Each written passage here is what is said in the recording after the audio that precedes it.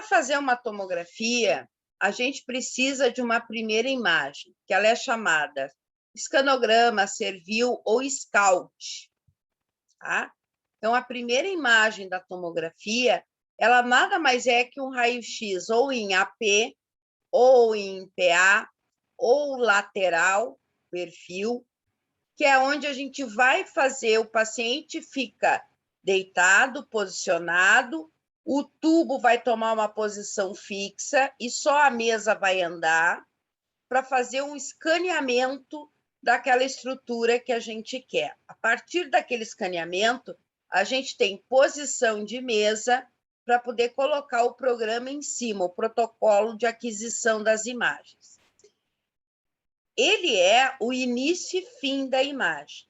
Então, geralmente, a gente dá sempre uma margem para poder dar a margem do nosso programa em cima, porque agora ele não é mais sequencial. Então, eu tenho uma aquisição volumétrica, tá? Ele vai estar contido as informações do exame. Então, é SCAUT, escanograma ou servil. O aparelho ele vai ficar parado e aí o tubo fica aqui, por exemplo, na lateral, e os detectores desse lado. Vai fazer, a mesa vai andar, tu vai dizer mesa sai ou mesa entra, dependendo de onde tu posicionou, e vai ter um raio-x. Então, ó, lateral ou AP. Por exemplo, no caso do crânio é lateral, no caso do tórax é um AP. Coluna é lateral,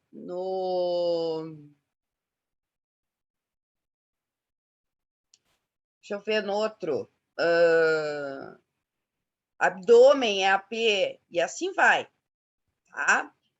A espessura do corte vai ser o tamanho da colimação do corte, que ela varia de 0,25, 0,48, 0,5, 7, 10. 10 milímetros é o corte mais grosso da tomografia computadorizada. Já o incremento de mesa pode ser 2, pode ser 1, pode ser 3, pode ser o que for. Detalhe, eu sempre digo a espessura do corte depois o incremento de mesa. Por que eu estou dizendo isso para vocês? Vocês vão ser convidados, por exemplo, para assistir uma tomografia, pegar um plantão, tem tomo, o técnico que faz raio-x faz tomo também. Lá foi ele para tomo. Aí o médico, não, me faz uma reconstrução aí, me faz 2,10, me faz 5,5. Ou, vocês vão ouvir esse número, o que é isso?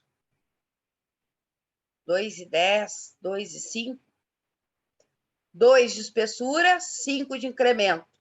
Primeiro número é a espessura, o segundo é o incremento. Tá ok? Então, geralmente, a gente diz primeiro a espessura, depois o incremento. O PIT vai sempre ser calculado pelo incremento de mesa e espessura do corte no helicoidal. E no multislides, a gente sabe que essa rotação vai ser um pouquinho diferente. Outra coisa é com relação à matriz de aquisição, que vai ser um conjunto de matrizes 356, 512 por 512, geralmente elas são quadradas. Atualmente, se trabalha na tomografia com uma matriz de 1024 por 1024. Tanto é que, por mais que a gente amplie, não vê os quadradinhos. No tempo que se trabalhava no 356 por 356, se eu quisesse fazer um zoom da imagem já reconstruída, ela ficava toda granulada. Então, eu tinha que fazer uma reconstrução com FOV menor, ou seja, volume menor de imagem. Pixel é o menor elemento da imagem, aquele que está na tela, é o que vocês usam para fotografar, é o que vocês usam para fazer foto, é o que vocês olham no celular para ver se é melhor imagem. Isso é o pixel. Mas e o voxel? O voxel é o volume, é igual à espessura do corte, seja ela reconstruída, que no caso hoje o voxel real é o tamanho do detector, e o voxel que a gente visualiza é o voxel reconstruído. Então, hoje o voxel é a espessura do corte escolhido para a reconstrução. e não um adquirido que tu está olhando na tela. Vox é o quadradinho de informação que tu tem pela espessura que tu reconstruiu. O ROI é o recurso do software capaz de medir a densidade do tecido, que mede a unidade Russell. Ele é sempre no computador com o botão da direita. E aí nós vamos ter uma classificação assim: hipodenso, hipo é baixo. Então, preto, uma densidade hiperdensa, osso, branco, uma densidade isodensa, cinza, o parênquima cerebral, por exemplo.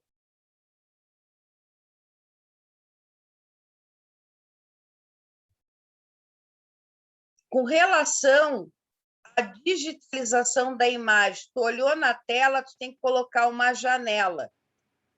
Hã? Como assim janela? Vou colocar janela? Sim, é aquilo que vocês vão visualizar, ela tem um valor. Então, a gente tem dois níveis de centragem. Vocês têm o nível, que é o que define o enegrecimento da imagem, que geralmente é o valor do ROI. Então, o nível é o valor da densidade que eu quero ver. Exemplo, aqui vocês estão vendo dois números pequenininhos ali, ó. Tem o W com 94 e o L, que é o nível, com 33. Se eu pergunto para vocês qual é a densidade desse tecido, é 33. Nós estamos vendo parênquima cerebral. Essa janela está para parênquima cerebral. E lá, a amplitude, que avalia os níveis de densidade, é a granulação da imagem, ela é de 3 a 4 vezes o valor da densidade.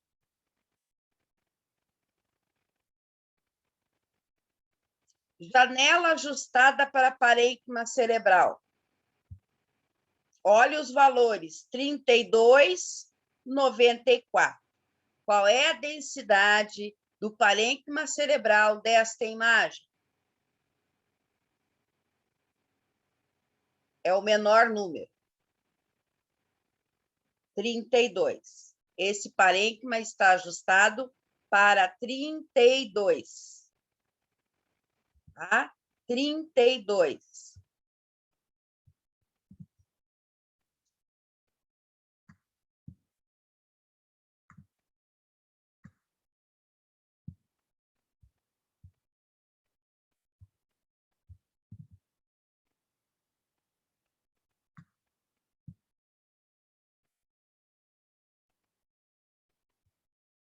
Agora, olha essa janela. Ela foi ajustada para osso. Eu fui lá e arrumei o centro da imagem, o nível da imagem, para 1021. Para ver a janela óssea. Eu não estou enxergando nada de parênquima. É a mesma imagem, só que eu não estou enxergando nada. E aí vocês vão olhar aqui, ó, mas a professora disse que é 1000, é osso. Mas é que o cara tem uma cirurgia aqui, ó. Fez uma cirurgia de crânio, de drenagem, ó, e tem os pinos. Então, ficou um valor um pouquinho maior em função de visualizar os pinos da cirurgia. Então, 1021 é a densidade aproximada dessa janela óssea. A densidade do tecido sendo visualizado. Osso e as pontezinhas pregando o osso de volta no crânio. Tá? Então, cuidem isso, porque é questão certa. Bota uma janela dessas e pergunta, o que vocês estão vendo? Osso. Essa janela foi centrada para osso. Qual é a densidade desse tecido? Mais 1021. Outra coisa que é aplicado lá no ajuste das janelas de vocês, ou na reconstrução, são os filtros de imagem. a gente tem o standard, o intermediário e o bônus. O standard, na realidade, é quando não se aplica um algoritmo invertido para dar detalhe. Ele é a imagem bruta adquirida. O intermediário já é um algoritmo com detalhe. Geralmente é para ver contorno. Muito usada para seios da face e parênquima pulmonar. O Bone, também chamado de filtro duro, é usado para osso, que é para ver o detalhe da cortical óssea, separar a cortical da parte trabecular. Qual é o detalhe aqui? Dentro dos múltiplas marcas que nós temos, existe N filtros que vão dar detalhe no intermediário, que vão dar detalhe na relição do osso. Então, existe N filtros que são a base de osso, filtro duro, mas com mais algum detalhe tal para que fique diferente. Então, vocês vão ter intermediário para seios da face, vocês vão ter intermediário para parênquima pulmonar, e ele vai estar lá específico para isso.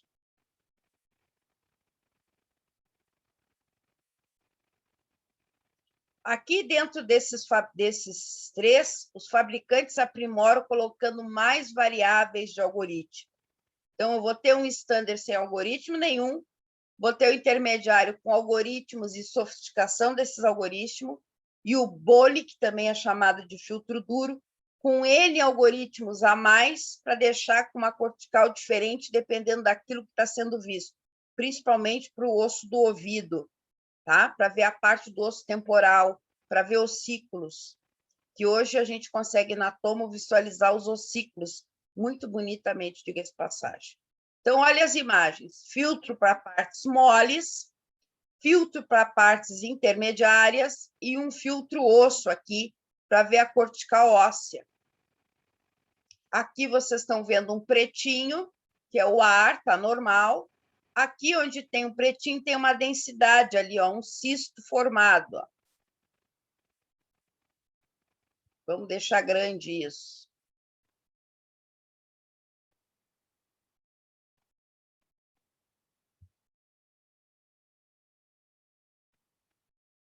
Ó, ali vocês têm uma formação cística, que é diferente de um líquido de sinusite.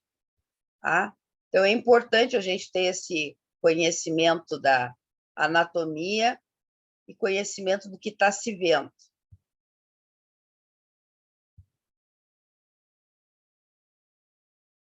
Tranquilo? Respirem. Como é que eu procedo com um paciente? Quais são as características dos exames de tomografia? Bom, primeira coisa, eu tenho que olhar a requisição e ver se vai ir contraste intravenoso, o IV ou o EV, endovenoso, e se o paciente está em jejum de no mínimo 3 horas. Alô? Cuidado! É diferente no abdômen. No abdômen, o jejum é de 8 horas, que eu tenho que estar com o intestino limpo. Ele vai ter que tomar de contraste via oral. Em alguns locais, quando o paciente é muito magro e idoso, se o paciente não apresenta condições, não se dá o via oral. Depende do que se procura. Tá? Só para avisar. Se o paciente for tomar o meio de contraste via oral, nós vamos ter que cuidar um detalhe. O paciente tem que chegar no local 1 hora antes do exame, porque ele tem que tomar o meio de contraste via oral para pacificar o intestino devagar e continuamente, porque eu preciso contraste no jejum, eu preciso contraste no intestino grosso. 2, ele vai deixar um pouquinho de contraste para tomar na hora que ele sentar para fazer o exame, que é para a série simples a gente ver o estômago dilatado e ver o contorno, para ver se não tem nenhuma massa, câncer, tá? Nesse estômago. Vou passar esse paciente em sala, pedir que ele retire todos os objetos radiopacos da região que serão estudados. Vou fazer crânio, meu cinto é de ferro. Nada a ver. Tira o óculos, tira a prótese dentária, tira o brinco, tira o conduto auditivo, se tiver aparelho auditivo móvel. O resto não tira nada. Ah, mas o paciente tem aparelho dentário. Não tem problema. Vai fazer com o aparelho dentário. Tá? Ninguém vai mandar ele tirar os brackets. Aquilo já é um horror para colocar. Ainda mais para tirar, para fazer o exame. Não existe. Tá? Mas se tem piercing, aí tira, né? Se tem piercing, tem que tirar. Porque tem piercing aqui, piercing na língua, piercing aqui, piercing não sei aonde. Esses tem que pedir para tirar. Então, tem que avisar com antecedência. Porque tem alguns piercings que não tem condições de tirar a pessoa sozinha. Ela tem que ir lá tirar, porque não é assim. Faz uma anamnese, se não tem ninguém responsável por isso. E se tiver...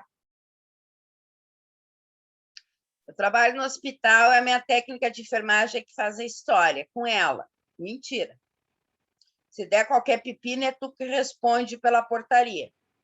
É tu que vai lá na frente do juiz perguntar por que tu não olhou a anamnese do paciente. Lá ela perguntou se ela tinha alergia ao iodo. Quem responde se tu deixou injetar é tu, não é o médico. O médico estava presente. A auxiliar fez a história. Tu revisou? Se tiver meio de contraste, todo técnico de radiologia tem obrigação civil. Isso quer dizer que está em artigo penal. Vocês vão responder para o juiz se tiver qualquer coisa e o paciente tiver algum problema sério na hora da reação. Isso é muito grave, é uma coisa que eu venho falando bastante tempo já para o pessoal, desde que mudou isso, porque antigamente quem ia para o juiz responder qualquer coisa, se o paciente teve uma parada, se o paciente teve uma urticária grande, se o paciente teve qualquer coisa, era só o radiologista. Hoje não é só ele, vai toda a equipe. Vai a enfermeira, vai o técnico de raio-x, vai a técnica de enfermagem, vai o médico e vai até a coitada da recepcionista que só deu o papel. Então, hoje a coisa é mais abrangente. Então, por isso que a gente tem que saber que isso é muito responsável. Antigamente, a gente só via isso na radioterapia. Se tu tratou a pessoa errada, tu respondia processo. Hoje, tu vê isso em todos os setores. Tá? Até porque a técnica de enfermagem não existia, então era o técnico de raio-x que fazia a punção e fazia as perguntas. Então, a chance de erro era menor, porque o médico fazia a supervisão do questionário, porque sempre duas pessoas é melhor que uma. Mas, com a técnica de enfermagem, a responsabilidade ficou do técnico, é o técnico que revisa essa anamnese, principalmente se tem história de meio de contraste, tá bom? Então, sempre revisem o que tem que fazer. Explicar para o paciente o procedimento e fazer essa anamnese com muito carinho. Exames anteriores, principalmente para exame de controle. Aí, claro, a gente tem alguns casos, por exemplo, vou citar um caso que eu vivo com meu pai. Ele faz controle de tomografia na CID do Hospital Ernesto Dornelles. Quando eu marco, eles pedem para levar anterior. Quando eu chego lá, a menina me diz que não precisa, porque o exame foi feito lá, eles têm acesso ao anterior dele. Aí eu volto com o anterior para casa, entenderam? Mas se tivesse sido feito em outro hospital, eles ficariam com as anteriores. Detalhe, se a anterior for muito velha, não vai estar no hospital e tu tem que levar. Tá? Então, ver se a radiografia, o radiologista está no local. Eu não injeto meio de contraste sem ter um radiologista lá, é lei, né? Ele não pode estar, eu estou chegando. Espera. Eu estou no elevador. se me der um edema de glote, é minutos para socorrer o paciente. Então, não, é o radiologista na sala, senão já viu. Então, em casos mais difíceis, mesmo sabendo da rotina, elucidar qualquer probabilidade de mudança do médico radiologista responsável pelo exame. Ah, é o doutor fulano, mas o doutor fulano está preso na eco. Ele tem que mandar alguém que vá substituir ele para a hora da injeção. Quem é que vai fazer o socorro se der um edema de glote? E se der um ataque anafilático? Ninguém está livre. Né? Então, isso é muito cuidado. Outra coisa, a gasão mata. Pior coisa que pode existir é o paciente entrar em síndrome de pânico. Síndrome de pânico, ele pode desencadear uma parada cardíaca. Se o paciente surtar e não for atendido, ele vai ter problema. Até porque, quando ele chega na clínica, ele tem que assinar aquele papel que diz para ele que ele pode morrer, que ele pode ter uma reação alérgica, e ele assina aquilo tremendo. Aí ele chega para ti. Aí ele pergunta, diz, não, isso são reações que pode dar.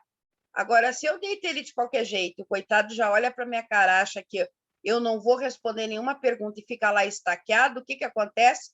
A ansiedade aumenta. O que vai acontecer com isso? Ele pode ter uma reação que ele não precisaria ter por ansiedade. E nem é a reação do meio de contraste, é a reação do sistema nervoso. Então, sempre explicar para o paciente que na hora que for injetar, existe uma reação leve do meio de contraste que é tradicional. Ele vai dar um calor na vagina ou na uretra, sensação de umidade como se estivesse urinando. Ele sobe um calorzinho pelo corpo, vai parar na boca. Alguns pacientes têm a língua porosa, como se fosse anestesia de dentista quando está passando, fica com a língua é a última coisa que volta. Fica assim, mas isso tudo é normal. Começou com coceira, começou uma reação leve, urticária. Vai ter que intervir, tem que chamar o médico. Começou, não consegui falar. É edema de glote, vai ter que entrar com intervenção. Hoje, os meios de contraste, eles são muito melhores do que já foram. As reações são muito menores. Mas se eu olhei lá na história do paciente e vi que ele é alérgico a iodo, porque ele não pode comer camarão, eu não posso injetar meio de contraste sem preparo antialérgico. Dependendo da gravidade da alergia, se o paciente é daqueles que fica todo inchado e faz edema de glote, só marcando com anestesista. Então, não é que ele não vai fazer o exame, ele vai ter que fazer com a anestesia. Porque aí o anestesista vai estar lá, ele vai estar entubado e tudo direitinho. Em casos de bronquite, o iodo, ele ativa a bronquite, que pode ativar o fechamento da glote mais rápido do que o normal, e o paciente se sufoca. Então, o pessoal pergunta às vezes, por que o asmático não pode fazer? Por causa disso. Então, assim, meio de contraste endovenoso é a base de iodo. O meio de contraste endovenoso, na radiologia, é endovenoso. Então, tomem cuidado com esse tipo de meio de contraste. Ele é um químico hidrocarboneto de cadeia fechada, chamada de cíclica, que é a sua ligação dupla, formando hidrocarbonetos aromáticos, sendo o benzeno dessa categoria. É super importante na radiologia, porque é a fórmula do contraste. Então, aqui, o que me interessa? Caiu aqui tudo que cai na prova. Agora é a hora. Anota. A gente vai ter a classificação. Primeiro, iônicos e não iônicos. Iônicos e não iônicos significam que eles formam íons na corrente sanguínea. O iodo se solta da molécula por causa da osmolaridade no sangue. A densidade do sangue é maior, então quebra essas moléculas do hidrocarboneto. Vou falar de novo, prestem atenção. O pessoal não gosta de química e isso cai. O meio de contraste é dividido em iônico e não iônico. Os primeiros meios de contraste iônico são os iônicos. Eles têm um alto índice de osmolaridade, ou seja, quando tu injeta o contraste na corrente do sangue do paciente, a osmolaridade do sangue é alta. Ele quebra a molécula do meio de contraste, deixando o iodo com um radical negativo livre. Isso faz com que pacientes sensíveis a iodo tenham uma irritabilidade e começa, então, o mecanismo de defesa do paciente. Depois, dentro desses iônicos, a gente vai ter os divididos em monômeros e dímeros. O que é isso? Pelo amor de Deus, a senhora vem com mono e vem com di. Mono é 1, di é 2. Tem um anel de benzeno, é mono. Tem 2 anéis de benzeno, é dímero. Mono é 1, dímero é 2. Então, no início da radiologia, o meio de contraste era iônico. O primeiro foi um monômero, o segundo foi o dímero, formado por 2 anéis de benzeno. Porém, os radicais da construção do contraste não eram o suficiente para mantê-lo ele intacto. Então, quando eles entravam na corrente sanguínea, eles ficavam osmóticos. Então, era 1.400 de molaridade por quilograma. Isso significa que era iodo na corrente sanguínea a dar com pau. Tá? Depois foi evoluindo o meio de contraste, melhorando. Veio os não iônicos, que não é totalmente sincero dizer que eles não eram osmóticos. Foi criado, então, radicais, e eles tinham 500 a 850 de perda, de quebra do iodo na corrente sanguínea. Ainda eram osmóticos, mas de baixa osmolaridade. Atualmente, nós temos o não iônico dímero.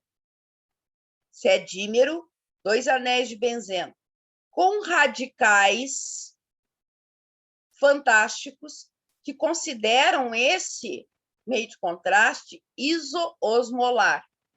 Iso significa que é a mesma densidade do sangue e faz com que não quebre quase nada de iodo na corrente, causando menos reação na corrente sanguínea. Vocês ouçam esse vídeo mais de uma vez, por favor.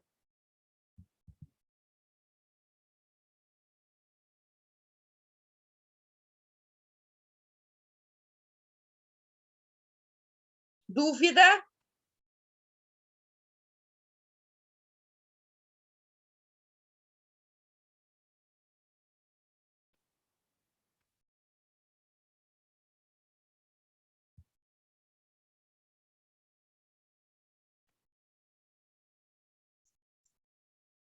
Vamos ao segundo alerta agora.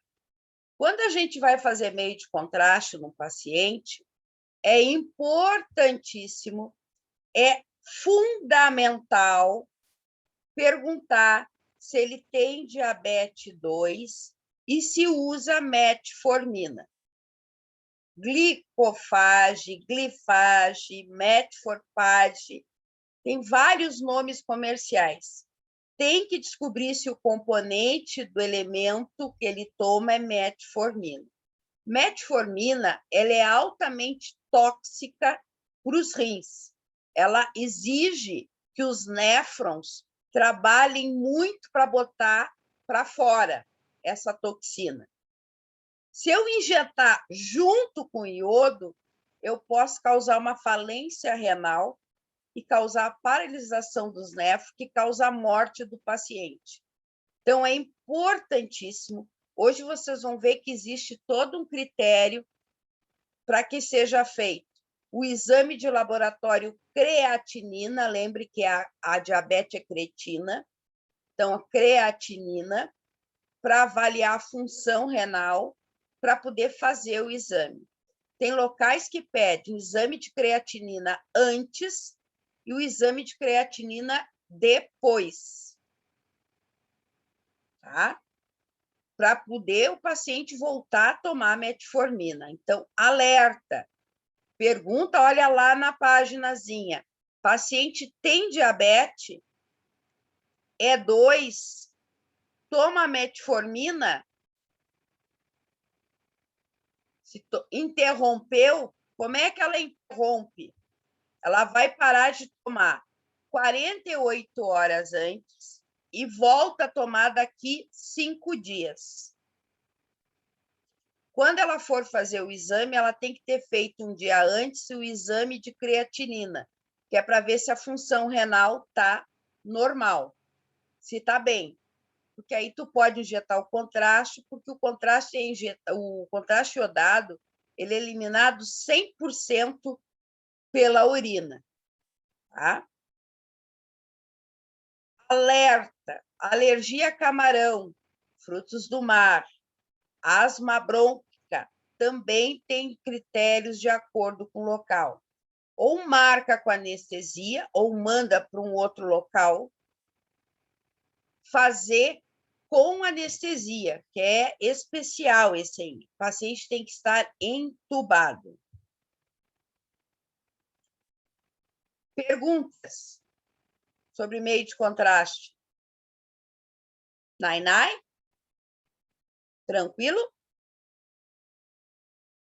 Gente, vocês ficam quietos, depois a coisa pega.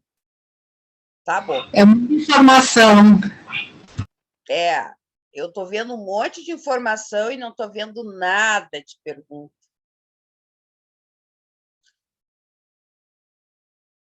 E tem pergunta. Muito bem. Vamos lá. Pessoal, quanto ao contraste iodado, como ele é classificado?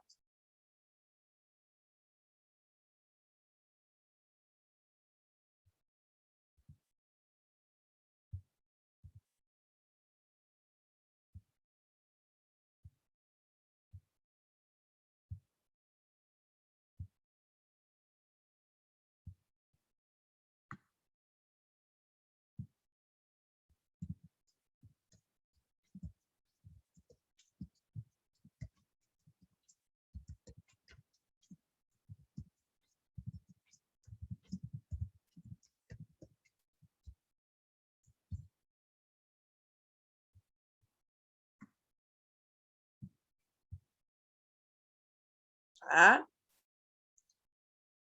A gente vai responder no nosso próximo vídeo. Anotem a pergunta aí, que a gente vai para o nosso próximo vídeo.